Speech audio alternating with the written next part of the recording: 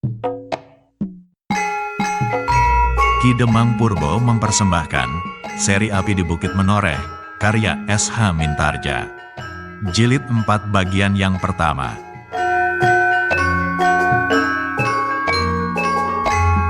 Pada akhir jilid ketiga yang lalu, Ki Tambakwedi sudah mencampuri urusan Widura dan Sidanti, karena memang ternyata dialah yang mengatur semuanya itu. Bagaimanakah kedudukan Widura selanjutnya? Ikutilah pada bagian ini. Apalagi apabila mereka berhadapan. Namun agaknya Widura sama sekali tidak bersikap demikian. Karena itu, maka sekali lagi Ki Tambakwedi itu berkata, "Widura, orang-orang seperti kau ini benar-benar merupakan mutiara-mutiara yang tersimpan dalam perbendaharaan keprajuritan Pajang. Aku ingin agar mutiara-mutiara demikian itu tidak akan hilang tertimbun oleh lumpur. Karena itu Widura, aku minta kau membantu Sidanti dalam usahanya mendapatkan tempat yang baik dalam hidupnya yang penuh dengan cita-cita itu. Aku sendiri pasti akan merupakan kekuatan yang mengalasinya." Sekali lagi Widura menjadi muak. Bahkan ia menjadi muak melihat wajah yang panjang bermata seperti mata burung hantu dan berhidung terlalu runcing itu. Meskipun demikian, tak ada suatu pun yang dapat dilakukannya. Dan ia masih mendengar Ki Tambakwedi meneruskan, "Apabila kelak Sidanti akan sampai di tempat itu, maka kau pun akan ikut serta mukti pula bersamanya." Widura menggeleng tegas. Jawabnya, "Biarlah aku di tempatku. Apapun yang akan aku alami." Dada Ki Tambakwedi itu pun sudah mulai dirayapi oleh kemarahan yang semakin lama semakin menyala. Agarnya Widura sudah tidak mungkin dapat dibujuknya. Karena itu katanya, "Widura, apakah kau benar-benar menunggu aku marah?" Widura yang berdiri seperti pucang kanginan itu menjawab, "Sudah aku katakan Kiai. Namun aku tetap pemimpin Laskar Pajang di Sangkal Putung, bukan orang lain." "Widura," sahut Ki Tambakwedi yang mulai tidak dapat mengendalikan kemarahannya, "kau tetap pemimpin Laskar di Sangkal Putung, tetapi kau harus menurut perintah-perintah Sidanti yang akan diberikan terus-menerus kepadamu. Perintah-perintahmu hanyalah saluran dari perintah-perintahnya. Tetapi di mata para prajurit itu, kau tetap seorang pemimpin yang berwibawa." "Bersedia?" Sekali lagi Widura menggeleng tegas. "Tidak," jawabnya. Ki Tambakwedi mengangguk-anggukkan kepalanya. Katanya, "Aku sudah menduga bahwa kau akan tetap pada pendirianmu. Nah, bagaimanakah kalau aku membunuhmu sekarang?" Widura menyadari keadaannya. Ia tidak lebih dari seorang yang kecil di hadapan Ki Tambakwedi. Tetapi ia tidak mau mengorbankan kewibawaan, saluran kewajiban prajurit. Sedang orang seperti Ki Tambakwedi itu pasti akan dapat melakukan apa saja yang dikatakannya. Meskipun demikian Widura menjawab, "Kiai pasti akan mampu melakukannya." "Terserahlah kepada Kiai, tetapi Kiai harus menyadari keadaan Sidanti. Anak itu keluar bersama aku. Apakah kata mereka kalau anak itu kembali seorang diri, dan besok mayatku diketemukan di sini?" Mendengar jawaban itu Ki Tambakwedi tiba-tiba tertawa terbahak-bahak. Katanya di antara derai tawanya, "He Widura, ternyata kau tidak sejantan yang aku sangka. Ternyata kau mulai ketakutan dan mencari jalan untuk menolong dirimu sendiri." Mendengar suara tertawa dan kata-kata Ki Tambakwedi itu, telinga Widura seperti terjilat api. Sehingga ia lupa dengan siapa ia berhadapan. Hampir berteriak ia membentak, "Cukup!" Ki Tambakwedi terkejut mendengar bentakan itu, sehingga dengan serta-merta derai tertawanya itu terputus.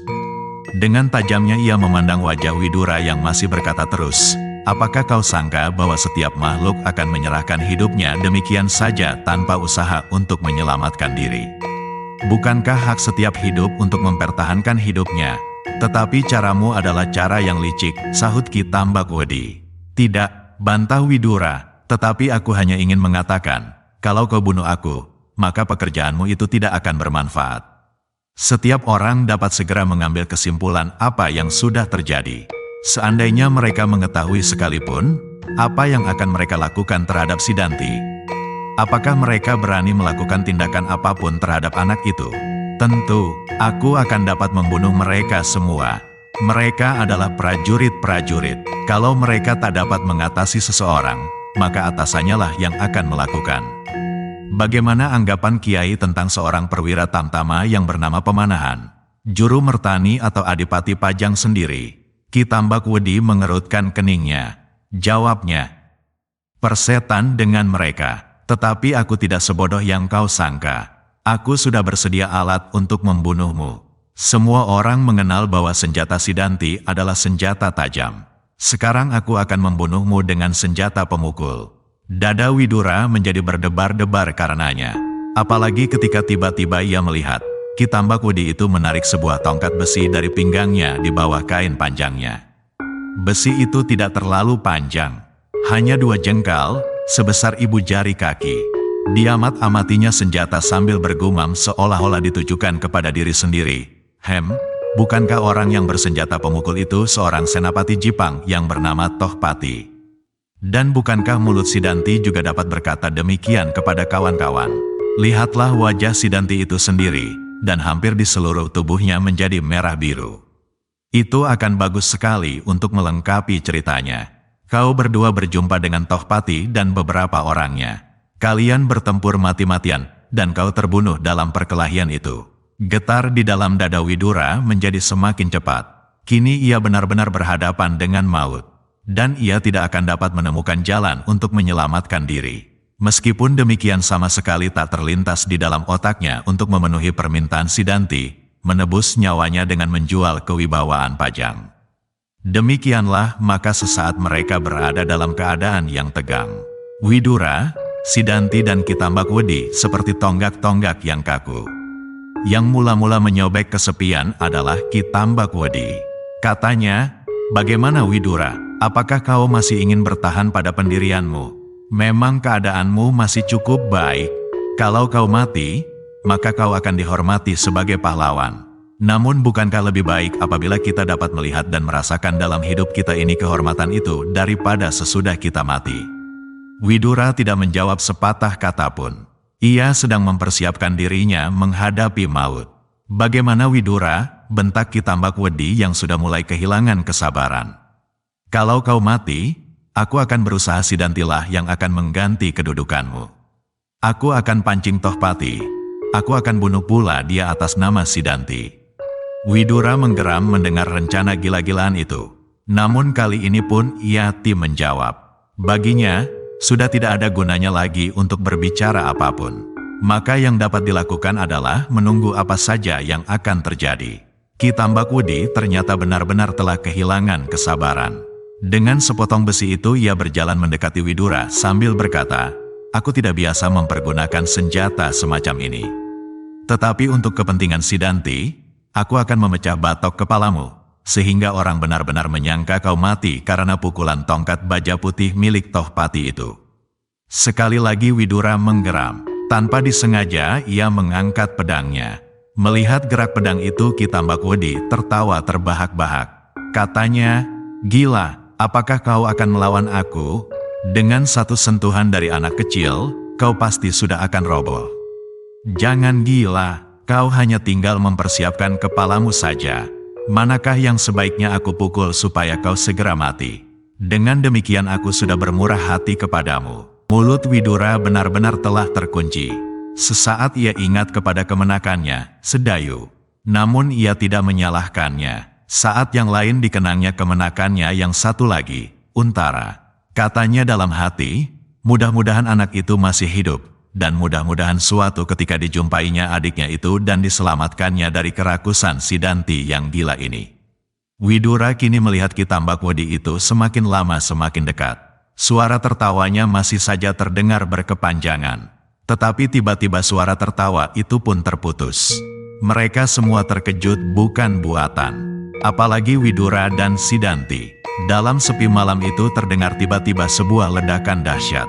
Sehingga getarannya telah menggerakkan daun-daun pepohonan dan menggugurkan daun-daun kuning yang tidak mampu berpegangan dahan-dahannya lagi. Bahkan ledakan itu telah menggetarkan dada mereka yang mendengarnya. Lebih-lebih Widura dan Sidanti. Ki Tambak Wedi itu kini tegak seperti patung. Namun tampaklah ia memusatkan perhatiannya memandang segenap arah. Matanya yang tajam setajam mata burung hantu itu pun menjadi liar. Dalam ketegangan itu pun sekali lagi terdengar suara ledakan itu. lebih keras dan getarannya semakin dalam menusuk dada. Widura dan Sidanti terpaksa memejamkan mata mereka dan memusatkan perlawanan mereka dengan kekuatan batin melawan getaran yang aneh itu. Mata Ki Tambakwedi itu pun menjadi semakin liar. Bahkan tiba-tiba ia berteriak, "Dahsyat! Kekuatan orang itu pasti sama dengan kekuatan raksasa. Tetapi jangan seperti seorang pengecut. Mari, datanglah kemari. Aku bersedia menyambutmu." Namun tak ada jawaban. Yang terdengar sekali lagi suara ledakan itu. Lebih keras pula dari yang terdahulu. Ki Tambakwedi itu pun kemudian menjadi marah bukan kepalang. Seperti orang gila ia berteriak-teriak, "Ayo, kemarilah. Jangan bersembunyi, inilah Tambakwedi." Tetapi kemudian tegal itu menjadi sepi. Suara ledakan itu pun tak terdengar lagi. Mengerutkan keningnya Ki Tambakwedi itu masih tegak seperti patung. Ia masih mencoba mengetahui dari manakah arah suara ledakan-ledakan itu. Namun suara itu tak terdengar lagi. Dalam pada itu, tumbuhlah suatu persoalan di dalam dirinya. Dalam diri Ki Tambakwedi yang perkasa itu. Ia tidak akan takut berhadapan dengan setiap orang bagaimanapun saktinya. Ki Tambakwedi itu merasa bahwa dirinya pasti akan mampu menghadapi siapa saja dalam pertempuran seorang lawan seorang. Biarpun orang itu Adiwijaya, yang terkenal memiliki aji lembu sekilan, rog-rog asem, sapu angin sejak masa kanak-kanaknya, sejak ia masih bernama Mas Karebet. Setidak-tidaknya ia pasti akan dapat menyelamatkan dirinya dari lawannya. Namun orang yang meledakkan lecutan-lecutan itu pun bukan orang kebanyakan, sehingga apabila ia mengejarnya, maka ada kemungkinan orang itu berhasil melarikan diri. Yang kemudian mengganggunya adalah, apabila Widura itu dibunuhnya, maka ternyata akan hadir sedikit-dikitnya seorang saksi. Orang yang menyuarakan lecutan-lecutan dahsyat itu. Dengan demikian maka cerita Sidanti lambat atau cepat, pasti akan diketahui kebohongannya. Karena itu, tiba-tiba Ki Tambakwedi itu pun mengumpat tak habis-habisnya. Katanya, setan itu ternyata berhasil menolong memperpanjang nyawamu Widura. Ia akan merupakan saksi yang mengganggu jalan Sidanti. Meskipun demikian, ingatlah, Sidanti tak akan pernah melepaskan tuntutannya. Biarlah kali ini kau tetap hidup. Aku beri waktu kau sepasar. Kalau dalam sepasar kau tidak merubah pendirianmu, dalam setiap kesempatan aku akan dengan mudah membunuhmu. Mungkin dengan cara-cara yang sangat mengerikan. Widura masih berdiam diri, apalagi kini, dadanya masih dipengaruhi oleh getaran-getaran lecutan yang dahsyat itu. Karena itu ia sama sekali tidak menjawab kata-kata Ki Tambakwedi. Pulanglah berdua, jangan membuat persoalan supaya aku mempunyai pertimbangan-pertimbangan lain. Widura masih tetap tegak seperti tiang-tiang yang beku. Ia mendengar kata-kata Ki Tambakwedi itu, namun seakan-akan ia tidak mengerti maknanya. Setelah ia kehilangan harapan untuk dapat menyelesaikan tugasnya, membersihkan sisa-sisa Laskar Jipang, karena keinginan Sidanti yang melonjak-lonjak, maka tiba-tiba dadanya digetarkan oleh suara lecutan yang hampir menggugurkan isi dadanya. Kini ia mendengar Ki Tambakwedi itu mengurungkan niatnya. Untuk sesaat Sidanti pun menjadi seolah-olah kehilangan kesadarannya. Namun seperti orang yang tersentak bangun dari tidurnya, ia mendengar gurunya itu berkata bahwa Widura akan dibebaskannya. Karena itu, maka timbullah berbagai pertanyaan di dalam dirinya. Keadaan itu sudah terlanjur sedemikian buruknya. Apabila Widura itu masih tetap hidup, apakah keadaannya tidak menjadi semakin sulit? Maka dengan terbata-bata terdengarlah Sidanti itu bertanya, "Guru, apakah guru akan memaafkan Kakang Widura?" "Tidak," sahut gurunya, "aku hanya memberinya waktu sepasar." "Kenapa guru masih memberinya waktu?" "Ada bermacam-macam pertimbangan. Aku masih berusaha untuk mencari jalan yang baik bagimu. Kecuali apabila dalam sepasar Widura masih tetap keras kepala. Selain yang sudah aku katakan, setan yang memperdengarkan suara lecutan itu pun dapat mengganggu jalanmu Sidanti. Kenapa guru tidak menangkapnya saja dan membunuhnya pula?" "Kau dengar suara lecutannya?" bertanya gurunya. "Kau merasakan getaran di dadamu? Nah, itu pertanda bahwa orang itu pun bukan orang kebanyakan. Mungkin ia dapat melepaskan diri dari tanganku meskipun ia tidak berani langsung melawan aku dalam satu perkelahian." Sidanti mengangguk-anggukkan kepalanya, namun masih tampak di wajahnya bahwa ia menyesal akan keadaan itu.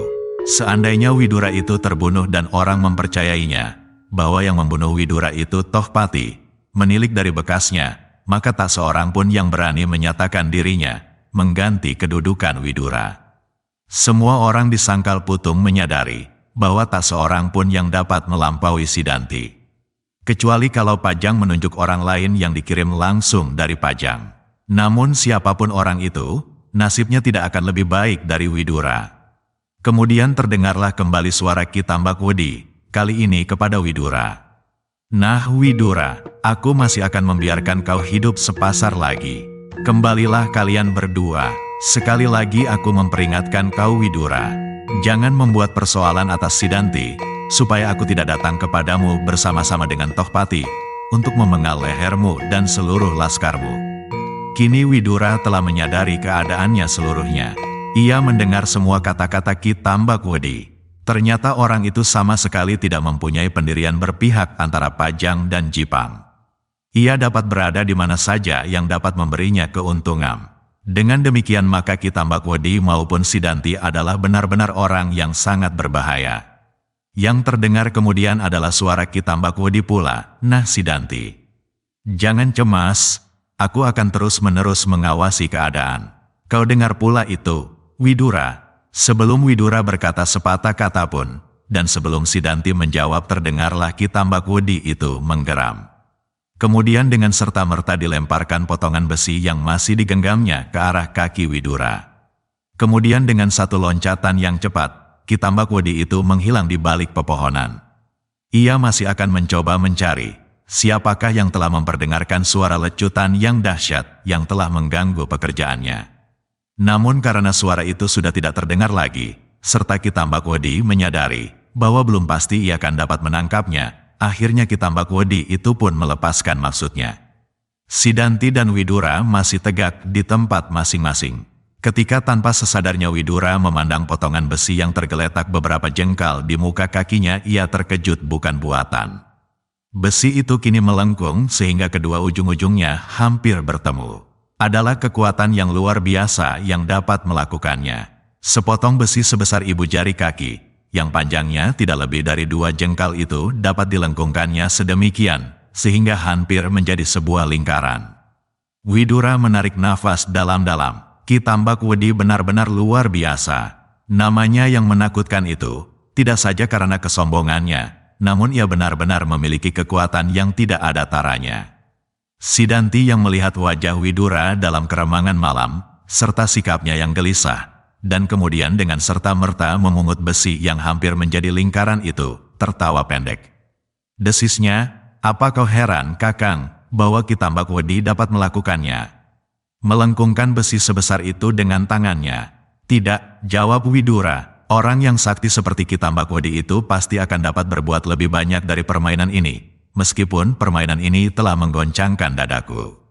Sekali lagi Sidanti tertawa. Dengan bibir yang ditarik ke sisi ia berkata, "Sejak saat ini kau jangan terlalu sombong dan berkeras kepala supaya umurmu tidak hanya terbatas pada 5 hari ini saja." Widura menggeleng, sahutnya, "Aku tidak senang orang lain mencampuri persoalan dalam tata kelaskaran Pajang. Sudah aku katakan, hidup matiku akan aku pertaruhkan untuk kewibawaan Pajang." Sidanti mengangkat alisnya, namun kemudian ia tertawa pula. Katanya, "Marilah kita pulang. Setelah Kakang Widura beristirahat, mungkin Kakang mempunyai pertimbangan lain." "Pulanglah dahulu," sahut Widura, "aku masih mempunyai pekerjaan." Sidanti menjadi heran, apakah yang akan dilakukan oleh Widura itu. Tetapi Sidanti yang sombong itu tak mau merajuk. Karena itu ia menjawab, "Baiklah aku pulang dahulu." Sidanti kemudian tidak menunggu jawaban Widura. Segera ia melangkah meninggalkan tempat itu, kembali ke Kademangan Sangkal Putung. Kini ia merasa dapat berbuat sekehendaknya, sedang Widura pasti tak akan berani menghalanginya lagi. "Widura itu hanya malu-malu saja mengakui kekuasaanku sekarang," katanya dalam hati. "Namun aku yakin bahwa ia tidak akan berani mengganggu aku lagi." Sidanti itu tersenyum sendiri. Akan datang gilirannya Sedayu ditundukkannya. Kalau ia tak mampu melakukan sendiri, maka cara yang sama seperti yang dilakukan atas Widura itu akan ditempuhnya, anak itu akan jauh lebih mudah diselesaikan. Katanya pula, kalau ia terbunuh, tak akan ada yang mempersoalkannya selain Widura. Dan aku yakin Widura pun kini akan berdiam diri. Sidanti itu kemudian berjalan dengan wajah yang terang, seakan-akan sangkal putung itu benar-benar telah dikuasainya. Seluruhnya, dan terbayanglah di wajahnya, seorang gadis yang manis dan lincah, yang pernah mengaguminya pula, Sekar Mirah. Dengan modal pimpinan atas sangkal putung dan kemudian apabila ia berhasil membinasakan Tohpati atas namanya, maka pasti ia akan cepat menanjak. Seterusnya, ia harus pandai memanfaatkan setiap kesempatan. Widura yang masih tegak di tempatnya, memandang Sidanti itu sampai hilang dalam gelapnya malam. Ia tersadar ketika kemudian didengarnya ayam hutan berkokok di kejauhan. Ternyata malam telah jauh melampaui pusatnya, dan sebentar lagi akan terdengar kokok ayam jantan yang terakhir kalinya menjelang fajar. Perlahan-lahan Widura itu pun menyarungkan pedangnya. Pikirannya masih dipenuhi oleh berbagai persoalan yang menekan. Ternyata tugasnya menjadi sangat berat dan berbahaya. Tidak saja Tohpati dan sisa-sisa laskar Jipang yang lain yang memusingkan kepalanya, namun Sidanti, bagian dari tubuh sendiri, itu pun benar-benar hampir mencabut nyawanya. Berturut-turut beterbanganlah angan-angannya atas pekerjaannya yang berat itu. Tohpati, Sidanti, Kitambakwodi, Agung Sedayu, dan tak dapat diabaikan pula, usaha untuk menemukan Untara. Widura menarik nafas dalam-dalam, kemudian terdengar ia bergumam, aku tidak dapat menghindarkan diri dari kewajiban-kewajiban itu. Meskipun tubuhku akan menjadi lumat karenanya. Perlahan-lahan Widura itu pun melangkahkan kakinya. Tiba-tiba saja ia merasa muak untuk berjalan bersama-sama dengan Sidanti. Karena itu dibiarkannya anak muda itu berjalan dahulu. Dan kini ia pun berjalan meninggalkan Tegal yang sepi, sesepi taman pekuburan. Ketika sekali ia menoleh, dilihatnya pohon jambu mete itu seperti hantu raksasa yang mengembangkan tangan-tangannya yang banyak sekali jumlahnya untuk menyergapnya. Namun Widura bukan seorang penakut. Karena itu ia sama sekali tidak menjadi ngeri melihatnya. Dan ia masih tetap berjalan perlahan-lahan sambil menghirup udara malam yang segar. Meskipun tubuhnya menjadi bertambah segar, namun hatinya tidak dapat menjadi sesegar tubuhnya. Berbagai-bagai persoalan, satu demi satu membelit di hatinya, dan ia tidak mempunyai seorang kawan pun yang dapat diajaknya untuk membicarakan kesulitan-kesulitannya. Ki Demang Sangkal Putung pun tidak, sebab dengan demikian Demang Sangkal Putung itu akan mempunyai pandangan-pandangan yang berbeda arah penelahannya. Hudaya, Citra Gati dan orang lain pun pasti akan menuruti perasaannya saja, tanpa mempertimbangkan dengan pikiran, serta tanpa memandang kepentingan yang lebih besar dan jauh. Karena itu pikiran Widura itu pun menjadi suram. Namun betapapun juga, dicobanya untuk mengatasi kesulitan itu dengan sebaik-baiknya. Ketika Widura telah keluar dari daerah Pategalan itu, tiba-tiba saja ia membelok ke kiri. Ia terkejut sendiri atas langkahnya, gumamnya, akan kemanakah aku ini? Tetapi ia meneruskan langkahnya. Tiba-tiba saja timbul keinginannya untuk pergi ke Gunung Gowok. Ia tidak menyadari sepenuhnya apakah kepergiannya itu akan bermanfaat baginya. Namun, karena pikiran yang suram itu, inginlah ia berbuat sesuatu. Kiai Gringsing yang hampir setiap malam ditemuinya di Gunung Gowok, kemudian ternyata mendapat tempat tersendiri di dalam hatinya. Orang yang berbuat dan berbicara seenaknya, seakan-akan hidup ini hanyalah sebuah permainan yang menyenangkan saja. Apakah aku dapat berbicara dengan orang itu? Gumamnya. Tetapi kemudian ia pun sadar bahwa ia pasti akan menjadi kecewa karenanya. Orang bertopeng itu pasti akan mentertawakannya dan menyuruhnya supaya membicarakan dengan orang yang disebutnya gurunya, Sedayu. Karena itu pula lah Widura itu sering mengumpat di dalam hati. Namun kali ini ia benar-benar ingin menemuinya. Tetapi Widura itu menjadi ragu-ragu. Apakah Kiai Gringsing masih berada di sana? Hampir setiap malam ia datang bersama Sedayu, tetapi sebelum tengah malam. Dan kali ini tengah malam itu telah jauh lampau. Meskipun demikian Widura itu berjalan terus. Di perjalanan itu, kadang-kadang pikirannya diganggu juga oleh suara lecutan yang dahsyat yang telah menyelamatkannya. Bahkan kemudian timbul juga berbagai pertanyaan di dalam dirinya. Siapakah orang yang telah berbuat itu? Apakah ada orang aneh lagi selain Kiai Gringsing? Apakah mungkin Kiai Gringsing pula yang melakukannya? Widura menjadi ragu-ragu. Ia mengagumi kesaktian Kiai Gringsing. Namun apakah orang itu mampu menggetarkan dadanya dengan suara lecutan itu, dan memaksa Ki Tambak Wedi merubah rencananya? Gunung Gowo itu kini sudah tidak jauh lagi berada di hadapannya. Dalam keremangan malam, telah dilihatnya pohon kelapa sawit tegak di atas puntuk kecil itu. Namun sebelum ia meloncati parit dan berjalan di atas pematang, tiba-tiba Widura itu terkejut bukan kepalang, sehingga ia terlonjak karenanya. Dekat di belakangnya, didengarnya sebuah letusan yang dahsyat, yang hampir saja menggugurkan isi dadanya. Secepat-cepatnya Widura berusaha untuk memutar tubuhnya, dan dengan gerak naluriah tangannya meraba hulu pedangnya. Namun tenaganya yang memang belum pulih itu, seakan-akan tidak mampu untuk melakukan sesuatu. Apalagi getaran di dalam dadanya masih terasa memukul-mukul tak henti-hentinya. Demikianlah cerita bagian pertama ini berakhir. Selanjutnya apa yang akan terjadi? Kita ikuti cerita lanjutannya pada bagian kedua mendatang. Jika Anda berkenan, silakan like, share dan bagi yang belum, jangan lupa subscribe channel Ki Demang Purbo @cerita Mataram. Nuwun.